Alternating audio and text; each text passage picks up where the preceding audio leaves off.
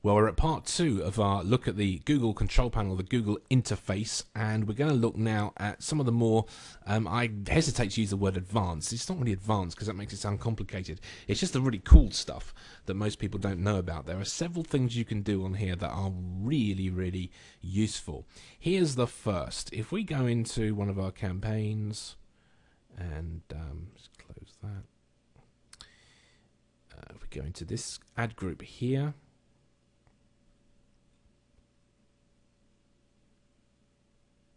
okay, and if we select one of our popular keywords, so this is stress, okay, one of the things you'll see here, have a look at this. So we've got stress here, which is broad match with no brackets or anything around it, which means it will show for any combination that uses the word stress. Any sentence that has the word stress in, there's a good chance my ad will show. Whereas this one here with the brackets around it, this is the exact match, will only show when people just type in the word stress and nothing else. And one of the strategies is we want to be using all of their matching options on Google. Now, one of the things you'll see over here, if we look at the clicks, is stress gets 755 clicks just for the phrase stress, but the broad match, anything possibly around stress, gets a lot more clicks. Now, on the face of it, that would seem to be a good thing because it's more people, but one of the problems is there are going to be variations of the keyword stress that people are searching on that you do not really want to be paying traffic for. And equally, if we flick it on its head, there's probably a few phrases in there that you actually might want to be paying more for if you actually knew about them. So the control panel here, the interface, has this really cool tool, and all you do is you click on your thing. So we click on stress and we go to this button here, see search terms, and we press on that for the selected one.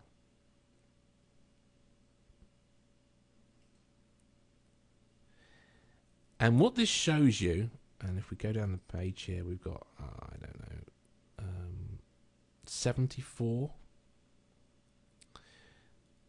This shows you all the variations of the word stress that people are searching for. Okay, now supposing I'm selling a CD for people who have real stress problems, okay, then all these phrases are fine. Stress, stressed out, that's all very, very useful, fine. But look, they're actually showing my ad for yoga relaxation because Google deems it to be, an acceptable thing to do.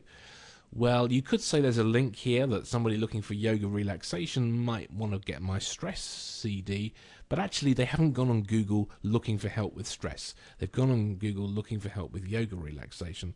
So I'm going to select that as I've done there, go up here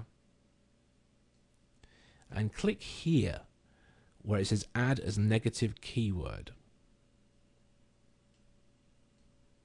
and click save. And that's now gone into my account, my ad group, as a negative keyword. My ad will now not show when people type in the phrase yoga relaxation. Now that's a kind of borderline one. But let's have a look at another example. If we go to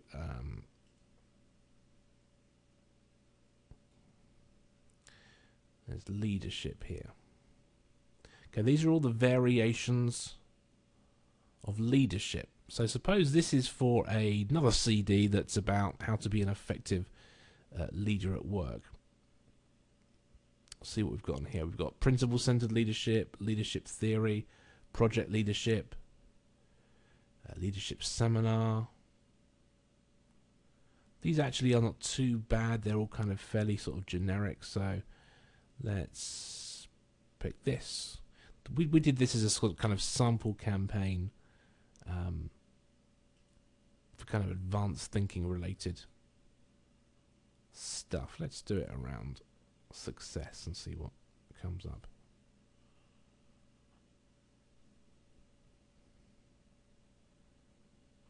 Okay, so these are all the variations on success.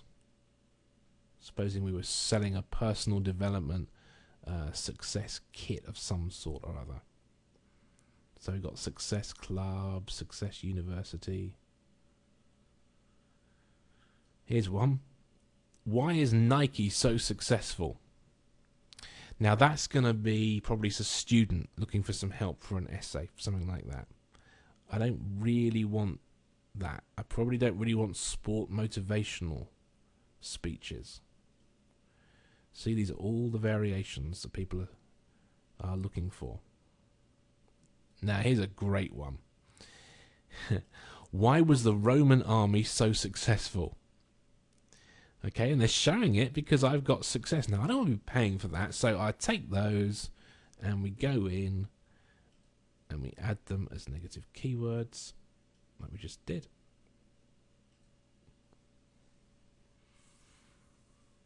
Now, this does a couple of things. It saves you money, but it also increases your click-through rate, because if your ads are showing and people aren't really interested in them, they're not going to click on them. It's going to affect your click-through rate. Now, the flip side of that, let's have another look at this list. The flip side of this is there may be phrases here that are really good that we haven't thought of as keyword. Let's have a look.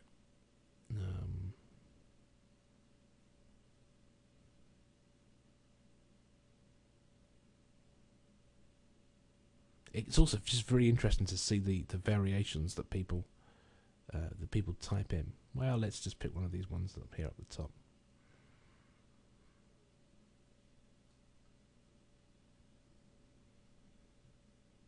How to be successful. So if I'm selling my success CD, someone who types in how to be successful, well, they're looking for something. They're looking for knowledge. They're looking for information. That's probably quite useful. So what I do in this case is I'm not going to put them obviously as a negative keyword. I'm going to add them as a keyword to my campaign, to my ad group, as a separate keyword, because that will probably bring me more impressions. So I'll select the amount I pay per click. I'll put in my website and click save, and there we go. That's now been added. So this is a really useful tool. You want to, on an ongoing basis, be using this both to get rid of keywords that you don't want to have showing up, and also to take some of the ones you might not even thought of and put them in your ad group. Now, some of those you may even want to. Let me give you another example. Some of these,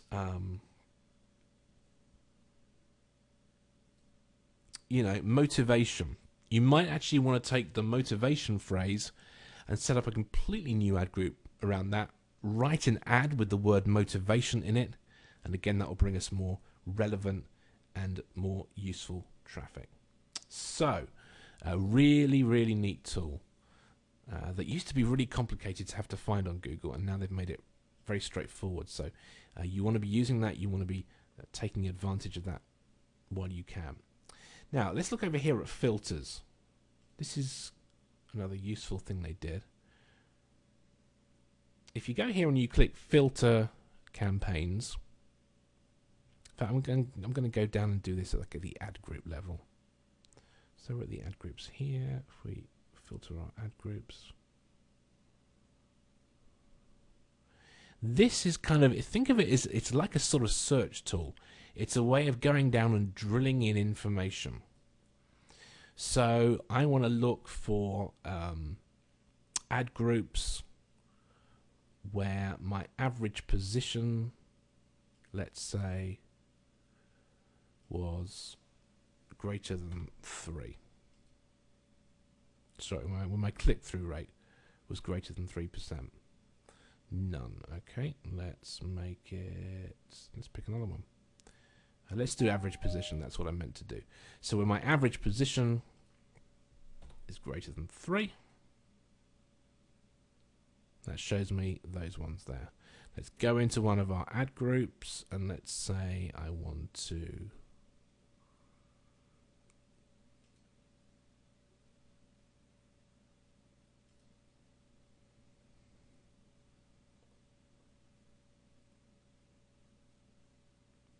pick one where my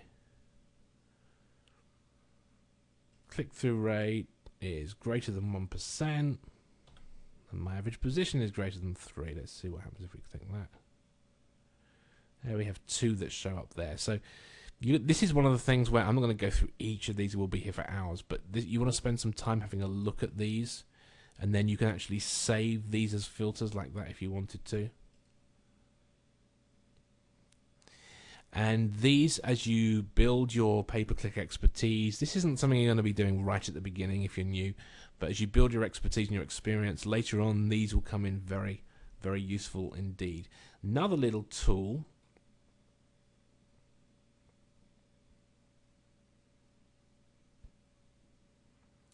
is this. It says segment. You can actually segment your results. You can do it by day of the week, month, quarter. So if we do it by year there, see, it shows us our results here. So you can split things up. I mean, as you can see here, if you want to get into this and get deep into this, there's no end to it. And for the business owners who are willing to do this, I mean, the rewards, the financial rewards, are really, really significant. Over here, let's just, and you go back and you can hide that. So hide segmentation. And you know, if you're a bit like overwhelmed by all of this, I mean, I spent hours learning and developing and getting really, really good at this when it all came out. The first interface years ago, and this one more recently. Okay, it does involve a bit of work. It involves you getting used to it and just spending some time in your account, just playing around, but it's well worth it. In here, so I've clicked on more actions. In here, see this, create a customized alert. This will let you know when certain things happen that are of interest to you. So it will tell you when your average cost goes above, pick an amount, $20 for every campaign. They'll let you know, and they'll send you an email if you want. I'm going to unselect that because I don't want loads of emails, but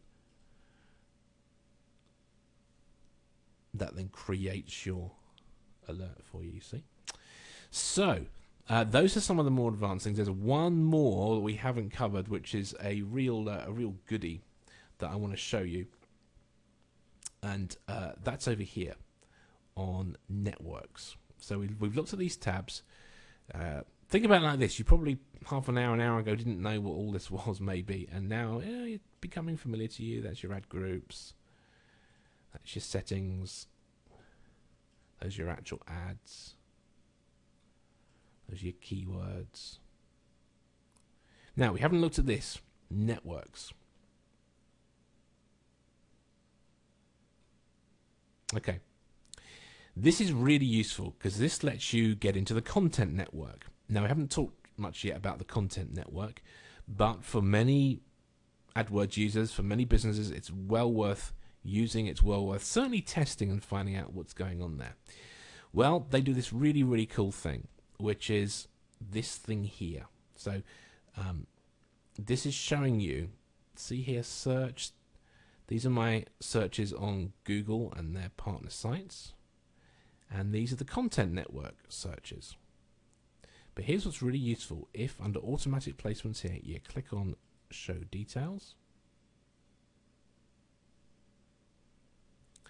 This shows us all the sites where my ads are appearing. Okay. And now, because this is an account which is set up to illustrate to you how it works, because obviously there would be issues if I was showing you someone's personal account. I can't go through doing that. So because of that, we don't have the conversion counter set up. But let's imagine there were figures over here on the right showing us how we were doing. And let's say about.com, when our content ad showed up on about, it was fine. We got a 12% conversion. This one we got, 13.5. But easy, let's say we've got 133 clicks. We've paid $60 and we've had like 1% conversion. That's a waste of money, obviously. So what we're going to do, we're going to click on there and we're going to click on exclude placements.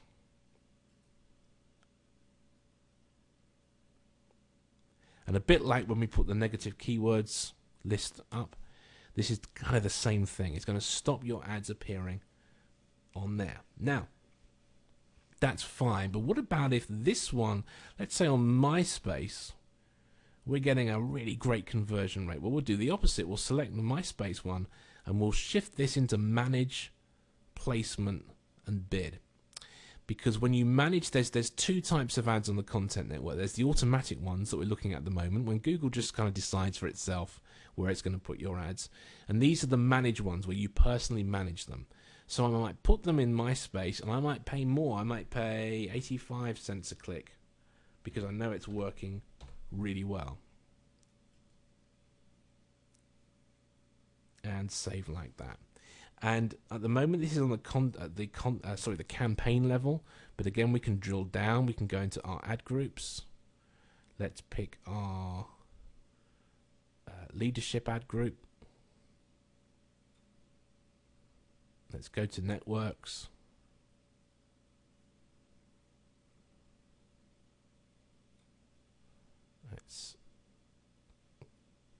Okay, it's selected already. So these are the ads that the leadership ones have been shown. So we can do it at the ad group level as well. Now here's another useful little tool. So we go in and we do this. Let's look at this one. This is about.com. We select about.com.